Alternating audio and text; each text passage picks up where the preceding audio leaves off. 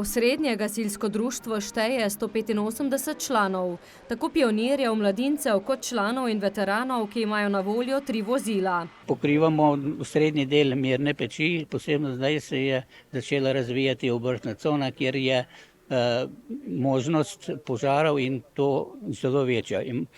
Imamo pa sedaj trenutno in v preteklem letu več manjših požarov v naravi ali v manjših gospodarskih poslopjih.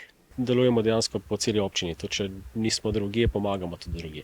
Vse več je raznih naravnih nesreč, poplav, požarov v naravnem okolju, dejansko samih požarov hiš je čedalje manj. Humanost, požrtvovalnost, pomoč tistih, ki so pomoči potrebni, so vrednote, ki jih gasilci našega društva zelo dobro poznajo. In verjetno so te vrednote prepoznali tudi tisti, ki so pred 120 leti začeli z osnovanjem gasilskega društva v Mirni Peči. Jubilej so obeležili s proslavo in parado. Težava nam je prostorska stiska z gasilskim domom, praktično širitva ni mogoča, zato je prioritetna naloga v naslednjem obdobju poiskanje nove lokacije, kjer se bo zgradil gasilski dom.